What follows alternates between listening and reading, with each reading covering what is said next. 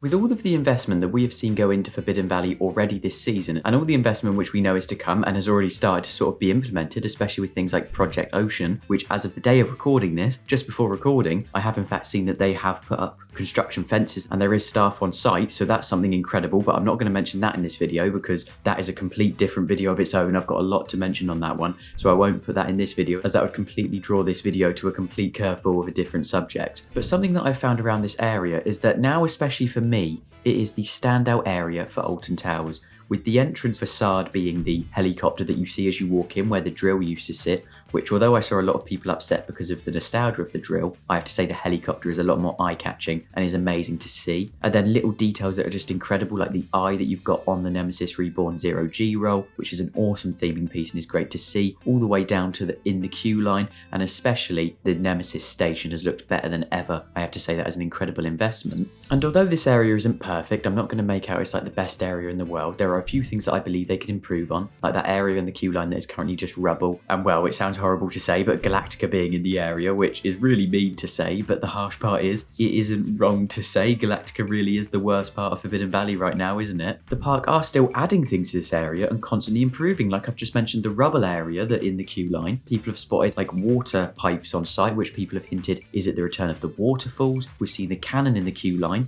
had additional theming added around it to make it fit in better, and so much more. The area is constantly being looked at by the park and being worked on over time, which is great to see. It's not one of those investments where it was a thing of we'll get as much done for opening day, then it's done, we'll leave it be. They've really put the work in to keep this area improving, and meaning that even if you visit the park frequently, it's difficult to visit and not notice something new and improved. And this got me thinking that given the park are constantly investing in this area of the park now, what will it look like in a few years' time? And now obviously that we know Project Ocean, as of the day of recording this, although by the time it's uploaded it would have been a few days ago, has had construction fences put up, it really does mean that the park do mean business with this area, and Towers is really smashing it with that constant investment.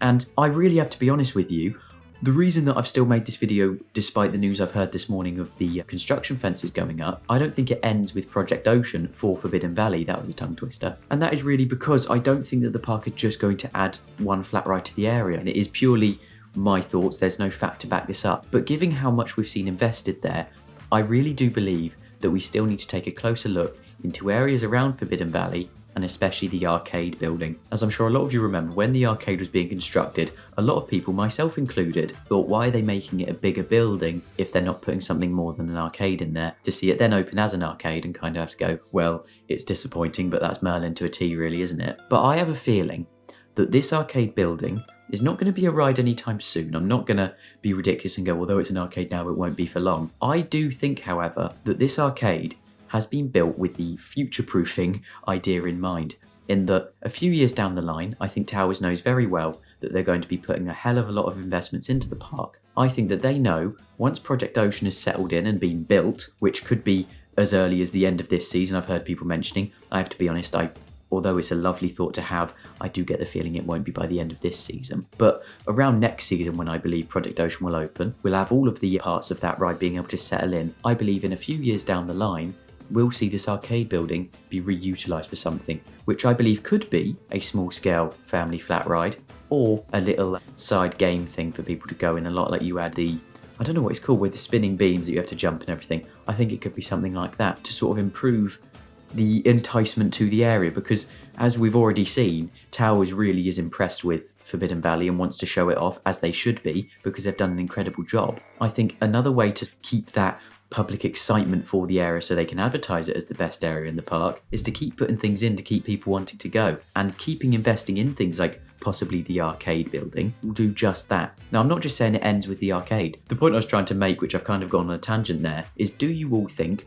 that we're going to see the major investments in the area end with Project Ocean, or do you think we could see the park go the full 9 yards, even going down to the point of giving Galactica a complete overhaul? Because that was the major point I wanted to make in this video. Does the Forbidden Valley project sort of end when we see something major happen around Galactica, with either it being a retheme and repaint or just a little bit of love and care for that ride? What could we see happen? Because a point which I'd love to make is Project Ocean, with the underpass being the access to Galactica, is going to act as a buffer between areas, in my opinion. A lot like Disney parks do, and a lot of European parks with high theming do it, where you need a buffer to separate you between themes of lands.